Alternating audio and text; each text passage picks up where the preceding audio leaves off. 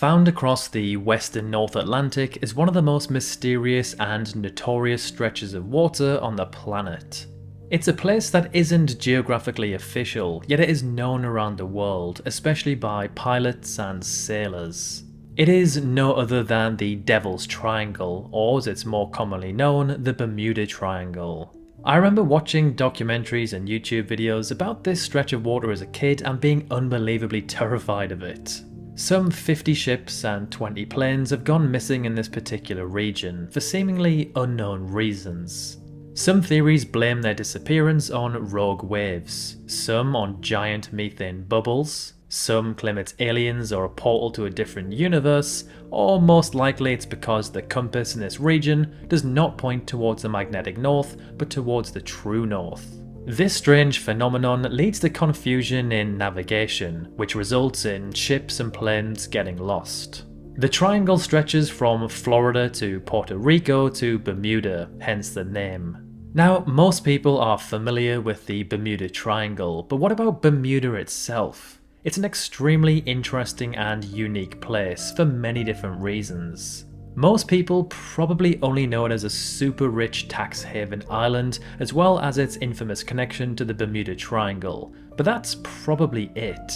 So in this video we're going to take a deeper dive into this tiny but very interesting territory.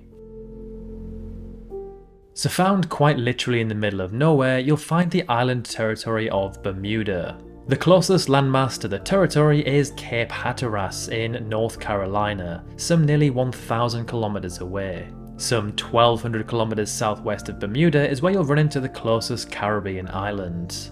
Now, even though Bermuda is kind of close to the Caribbean, it is not classed as a Caribbean island. So is Bermuda a country? If not, who owns it? Well, if you take a look at its flag, you'll instantly know who owns it. It is of course the Brits. However, I say owns it loosely, as the island is self-governing. The people and government rule themselves, but the UK takes care of its external affairs, security and defence.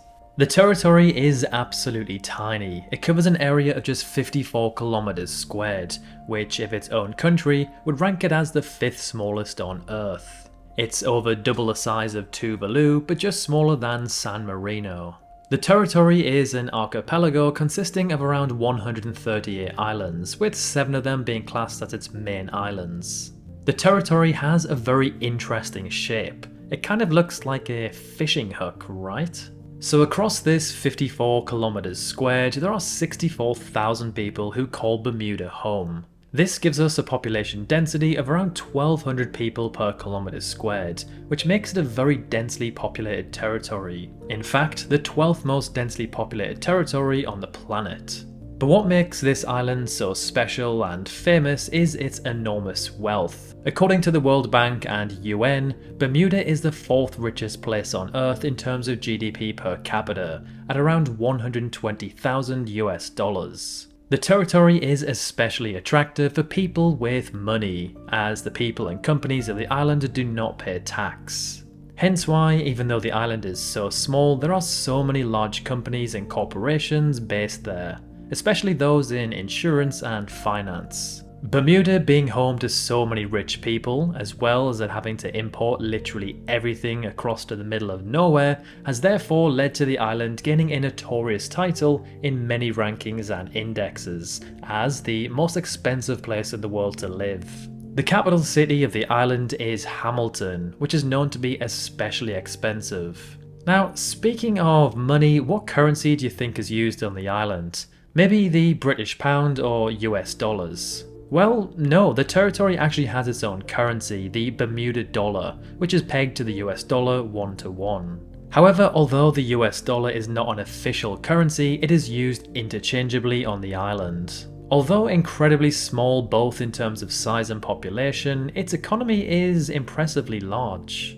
So at the time of making this video, its GDP is around 7.5 billion US dollars, ranking the territory around the 148th in the world. That's a larger economy than the likes of Maldives, Fiji or Barbados. With the territory being owned by the Brits, English is of course the official language here, with the accents of the Bermudians apparently having an interesting twang to it. Due to geographical and historical influences, it is described to sound somewhere in between British, American, and West Indian. But let's just take it back a minute. How did the Brits end up owning this random island in the middle of nowhere? I'll summarise it nicely. So in 1502, the islands were first discovered by the Spanish. 107 years later, English settlers accidentally arrived on the island after being hit by a storm. By 1612, the Virginia Company had begun to settle on the archipelago. The Virginia Company was a trading company chartered by the king to colonize the east coast of America. The company created the capital and town of New London, which was later renamed to St. George's as it's still named today. It is the oldest surviving English town in what is known as the New World, aka South, Central and North America. Ever since, the archipelago has remained as a British territory. Its position is strategically beneficial to the Brits. However, it almost ended in 1995 as a referendum took place to seek independence, which didn't end up passing. Skip forward to current times and the island is one of the richest, most prosperous and developed places on Earth. In the Human Development Index, it scores 0.981, which is higher than Switzerland, who ranks first in the official index. Now, the architecture of the island gives it a very unique charm. The style is known as UK colonial, where a lot of the buildings are of British colonial design and aesthetic, but at the same time you have a lot of very colourful buildings, especially with the use of pastel colours. But then the territory is very hot and sees huge hurricanes, so has to build accordingly, which gives the island a blend of vibrant, practical and colonial building styles. If any of you have £7.5 million lying around, this is the type of house you can get with your money. So let's now move on to the geography of the island. So as previously mentioned, it is rather small and found pretty far away from any other landmass. The island, as you'd expect, is of tropical nature with crystal clear blue waters, white sand and palm trees. One thing the island is particularly known for is its pink sand beaches, which get their colour from the result of coral and shells being pulverised together. The island is very flat overall. Its elevation is just 38 metres and its highest point just 79, which is about the height of the average onshore wind turbine. According to the Köppen climate classification, Bermuda lies in the transition zone between tropical rainforest and humid subtropical climate.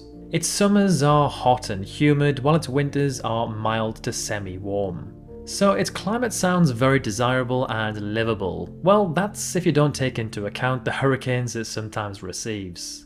The island unfortunately finds itself in what is known as the Hurricane Belt, an area prone to storms and hurricanes usually from June to November. In 2003, the most powerful of them all battered Bermuda. The hurricane was classed as level 3 and saw wind speeds of up to 150 miles per hour. It killed 4 people and caused $300 million worth of damage. So there we have it, the territory of Bermuda explained in a nutshell. Now if you were super rich, is this somewhere you'd like to live, or is it just too far away from the rest of the world? Like and subscribe for more content like this, and as always, thank you very much for watching.